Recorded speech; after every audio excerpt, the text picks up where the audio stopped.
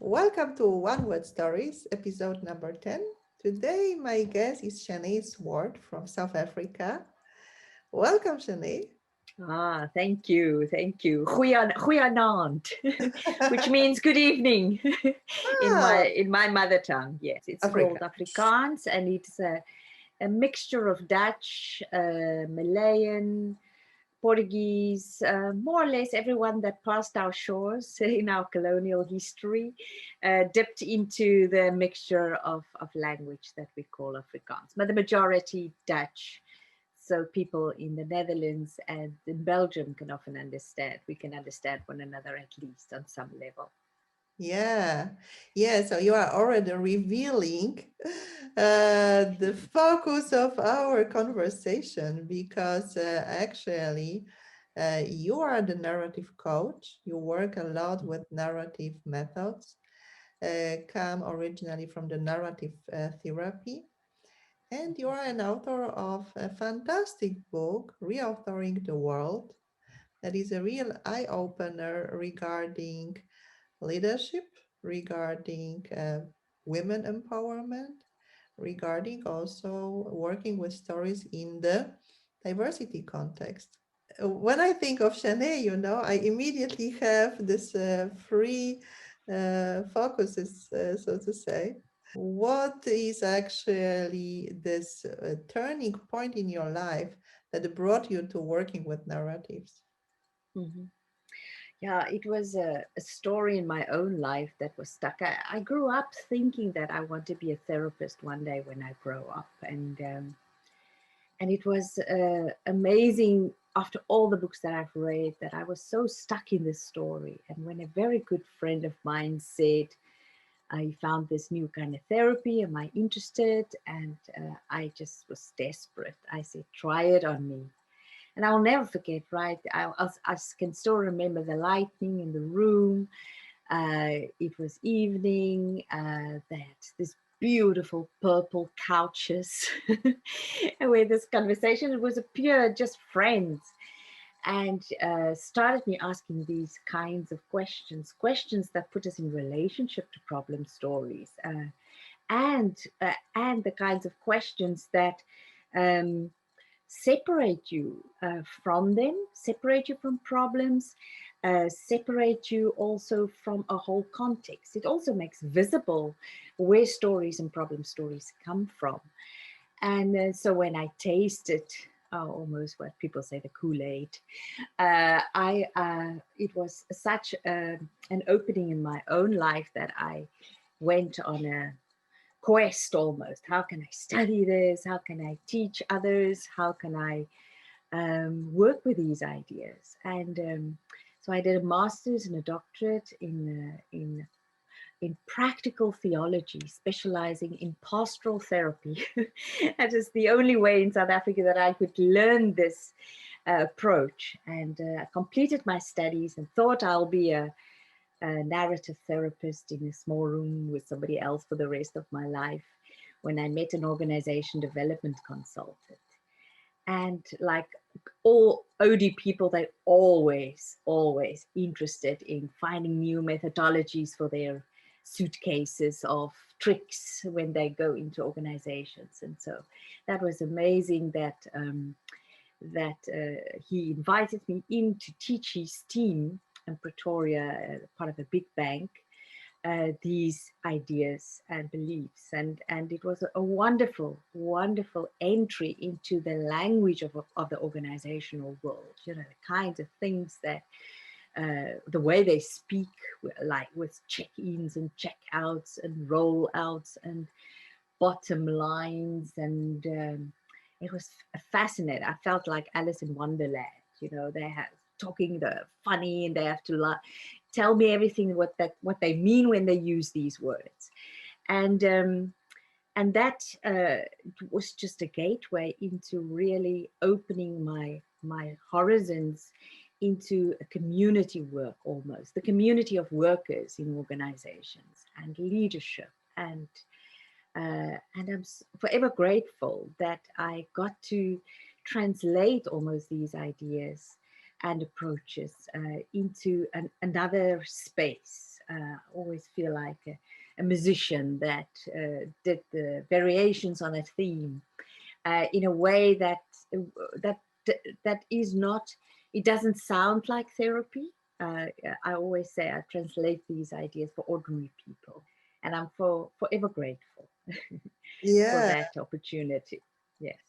Yes, and just recently, I had a real pleasure to attend also one of your workshops online. Actually, it was a online workshop on, yes, again, applying this narrative approach in the diversity and inclusion context. Why this theme?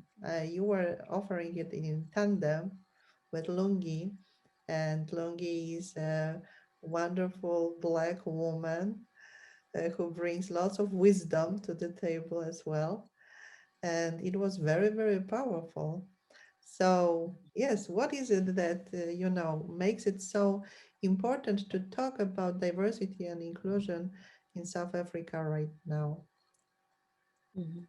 I think since 1994, when we stepped into our new story as a democracy, um, there were lots of diversity work done right in the beginning. It's almost like there's a new call for a new way to have these conversations. So often, because we've started these conversations, they so easily um, become stagnant. Oh, we've already done that, and diversity is just about the white Afrikaner people and all that they have done wrong, and the blacks and all how they have been hurt. You know, it's like people are really at this point because, and some of the workshops were just about blame and shame also. So because of the, I think the lay of the land of diversity and inclusion work, um, Lungi and I we met at such one of such processes as facilitators. We were trained together, and because I think the uniqueness of narrative work is firstly that it comes alongside our meaning making and our story making capacities. So it's something we do anyway. So it comes alongside that and shows how how do we come about in um, stereotyping and going down the road of prejudice and discrimination from that view, from something that could be wonderful capacities that could work for the common good. These are also capacities that take us along the road of racism and discrimination and all of the other isms for that matter. So once people understand that these are capacities I am employing daily anyway, how am I then in relationship to diversity and inclusion? How am I in relationship to racism? So there's no blame or shame in that. This is the capacity, and how do are we in relationship to that capacity? Um, the narrative work also shows us the context. The whole idea. I listened the other day to Lisa Feldman Barrett. She's a neuroscientist, and she spoke about that we are the only species on this planet, human beings, that can come together and agree that something is real. Mhm. And and she talks about the made up world. Yeah. And I'm like, the made up world of racism. Mhm. And yes, it doesn't mean that it doesn't have real effect and it influences us and it comes with all of the pain and trauma with it, but it is made up. And so what narrative work does is that it gives us the practices and a lens to see the made up world. It's almost like putting up a pair of glasses to say, oh my goodness, this is how we construct the other daily. And we do it neurobiologically. We cannot, we go shortcuts and we see a person and we go to our files and we say, oh, we know what you're about. My mother told me about your type. Um, we do that anyway, but what would happen if we can see how we do that?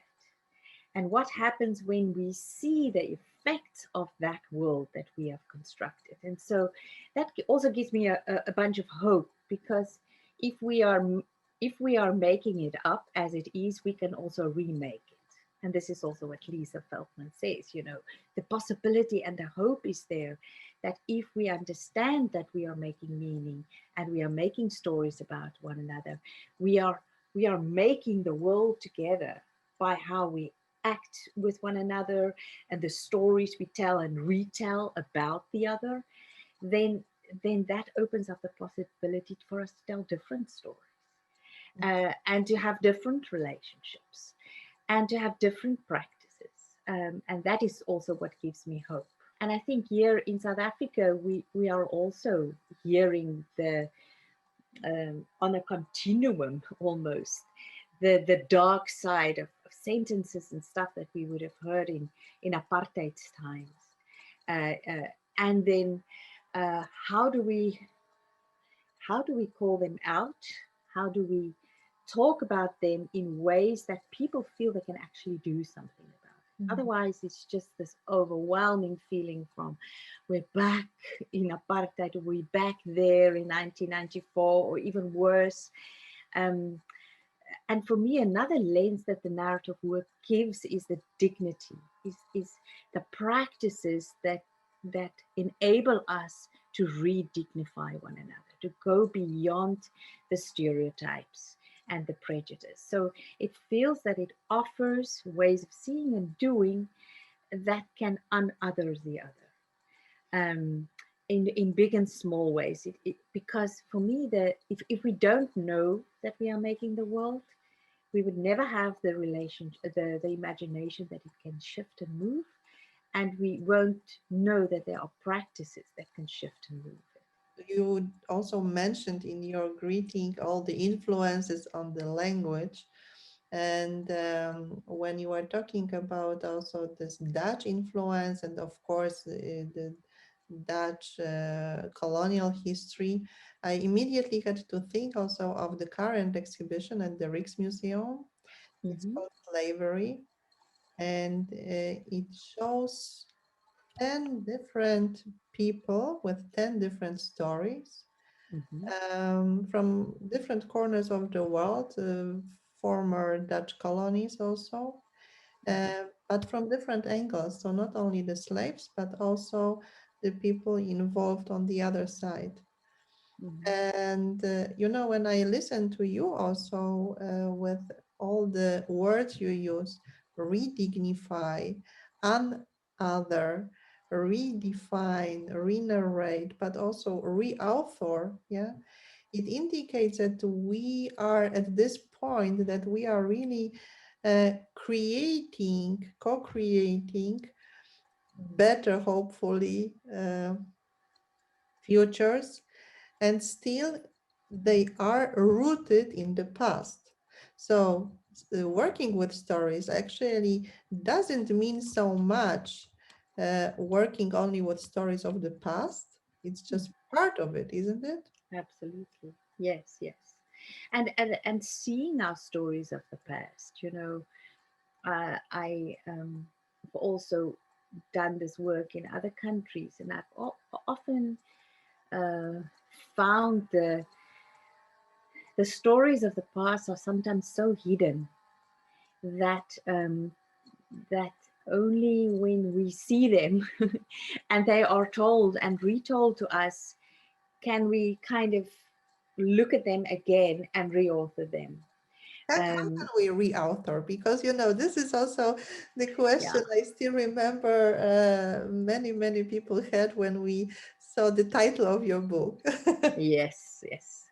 So the word reauthoring comes from the American anthropologist Barbara Meyerhoff, that when she did a study, um, and with her participants, she wrote in this article, they became the authors of themselves.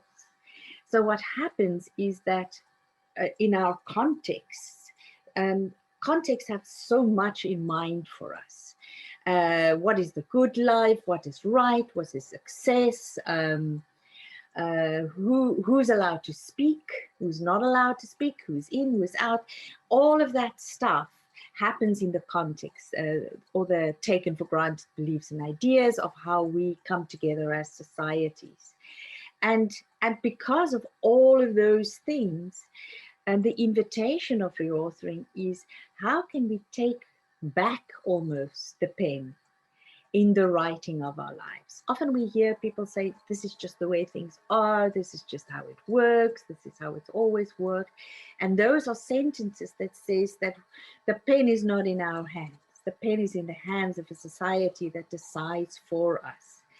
And this is the invitation of the work, is how can we take back the pen in the writing of our lives? So how do we do that? How do we reauthor? Firstly, we see that we are writing a story in the world. And then we ask, so what are the stories that we are told we should write? You know, culturally as a woman, I was raised in Afrikaner culture, which is a very patriarchal culture, where that has something in mind for me as a woman, as a mother, as a wife, certain tasks that I should do and things that I'm not allowed to do, which I realized that, about 11 years ago when I started traveling for the first time, you know, that it is frowned upon if I, as a woman, go alone and go and work and leave my family, especially if my children are young. So those are the things that we realize when we bump up against society. And then the invitation is firstly to see what we are bumping up against, and then to decide again, what is the relationship I want to have with the culture and those ideas and beliefs about how I should be as a woman. And then the next step is, I look at the stories that we believe is already there, that I would like more of in my life. There are moments and experiences of womanhood. Let's take that as an example. There are moments and experiences of womanhood that are already there, present, but they might be hidden because of these other ideas and beliefs about who I should be as a woman. And then in our work, we ask curious, gorgeous questions, fascinating questions, that put us in relationship to these moments and experiences that we want more of. And in that process, we are reauthoring. I become the author of my own stories again.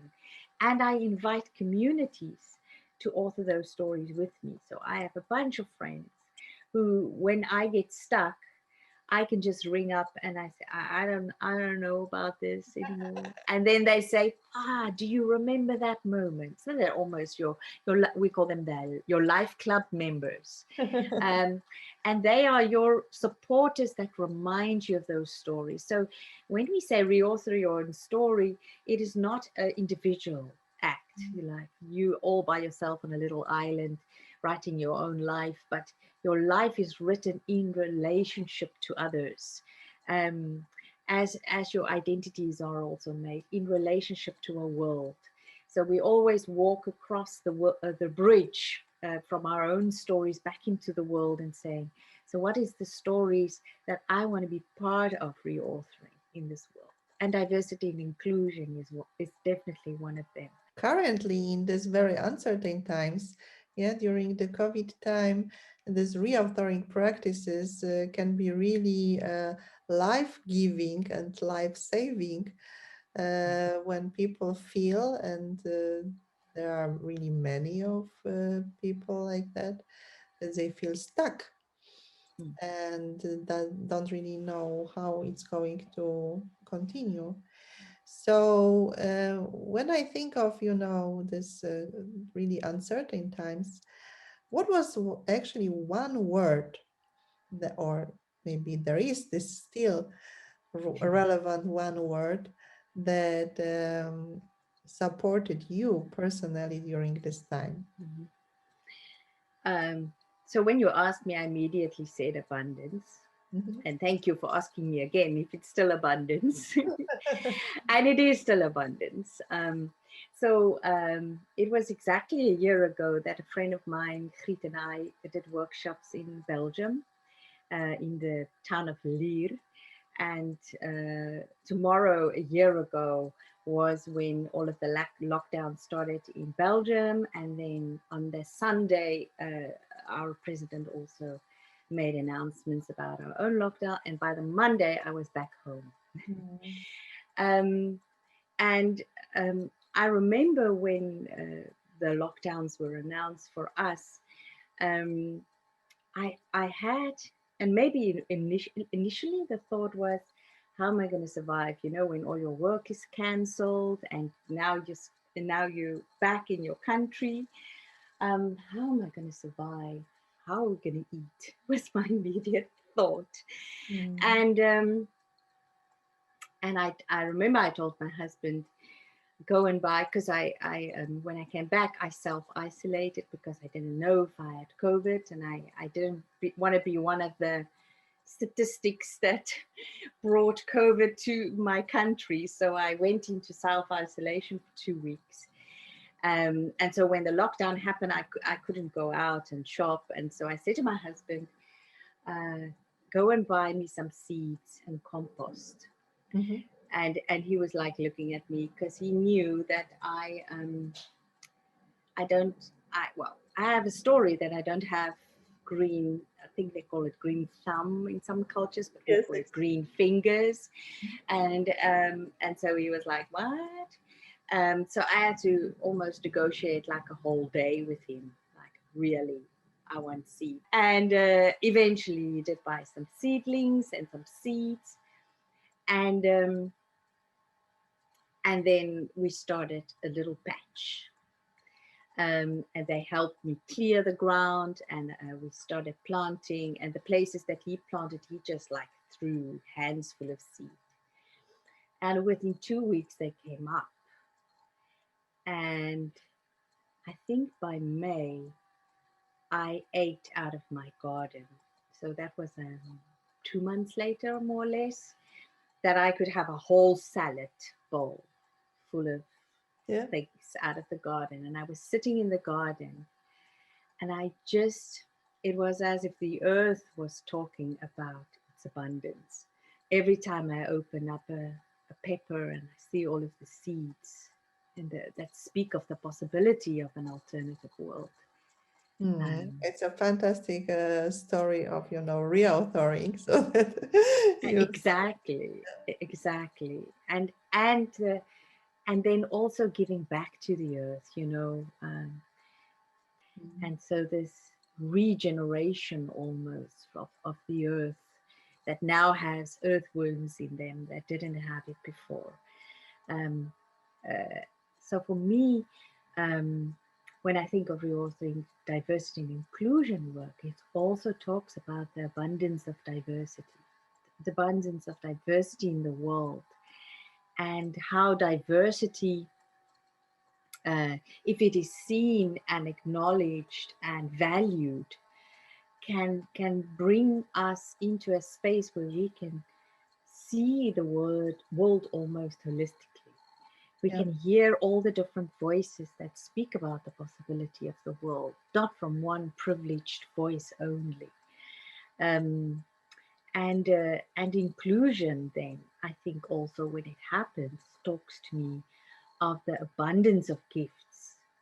Lungi always explains, inclusion is a process, it's not an event, Mm. but it is a continuous process of bringing the true gifts of diversity into a community of workers or a workspace or a country. It's bringing the abundance of gifts that are available through diversity truly forward, and being truly seen, that people can come as they are with their uniqueness. And therefore abundance, I think, also speaks to me of the work of diversity and inclusion, I think. Wonderful. Wonderful. It's a beautiful metaphor. And, when we can flourish together, uh, again, completely new possibilities are opening. Um, Absolutely. do you have any secret recipe, so to say, because of course all of us, we have got biases. Uh, Mhm. how can we act when our amygdala gets triggered? And yes, the first idea is, okay, no, no, no, it won't work. How can we embrace this diversity and really um, move together towards creating, co-creating more inclusive spaces? Well, I think the practice of curiosity, that is one practice that I always do when my brain wants to take shortcuts Yeah, about, and it says, we know the story. We know how the story goes. Uh, to ask a question that I don't know the answer to. mm, And I've in my coaching I've so many times see that, even if I meet somebody, my brain does that thing. Oh, I know your story. And then the moment I start asking curious questions, the story always go in way different direction than I could ever have imagined. And so if we ask curious questions, people can show up and surprise us. definitely. Yeah. For me, it's also about friendships with the other. When we are in deep friendships, where we can dare to challenge things, also, all of those stories are stripped away. So the moment you then meet another person, it is like my friend Lungi, or not, maybe. And that's also the differences. But at least there is a different file and a different story about the other. Mm, And for me, it's also important that we have these alternative stories to tell when we are in situations where people say, "Yeah, but those people are always like that," and that I can say, "Well, not." Not with my friend. Oh, but she's blah, blah. And then you can tell more and more stories, alternative stories that people don't have imagination for. I almost feel that when we um, have these alternative stories, they spark our imagination for what is possible, but also kind of smashes all of these stories that we keep on telling and saying they're always like this. Those mm. people are always like that. So for me, those are some of the practices. Um, and then if people, I've seen people as the primary authors of their story, and that knowing that I don't have a clue, I might get a little uh, peep or view into their story, but I never have the full story. I never have the vastness of their lives before me. So for me, setting them up as primary authors as I listen to people, those are some of the ways that I want to cheat my brain, I think. Definitely, yes. So, Shani, what stories do we need more of for the future? I have heard abundance. I have heard, stories that emerge when we open up and really get curious and ask questions. Also, ask this word of obviousness. And yeah, what stories do we need more of? I do believe that we have a lot of stories that we want more of, but they're not told. And I sometimes get the idea that in the media there's a certain kind of story that are told and retold. Um, but that on a community ground level, there are amazing alternative stories that never get to stand on the stage of the world, Mm, but they are happening. But people think of them as nothing special. They're not big enough, There's like micro moments of alternatives. And I think for me, it's almost that the alternative stories of alternative relationships happening with the other um, needs to be woven together into a big tapestry, so that they become more visible. What are the alternative practices in the world currently? And I think COVID would make the king without clothes stand on the stage. I also believe that COVID um, gave opportunities for communities to be different together. Mm. Um, and it's almost like we have to be seekers of the alternative stories and weave them together, and so that it has a stronger voice Yeah. of what is already happening in the world. So I think stories of unothering the other, I think it's already there. But how can we, as story gatherers almost, have them in our suitcase, weave them together, connect them together, so that they become our teachers of the possibility of how we can live together. Thank you very, very much. Thank you for all your insights. Thank you for your wonderful sharing of stories. Also, this amazing story, how you actually came to working with stories. And I wish you lots of abundance with working with stories.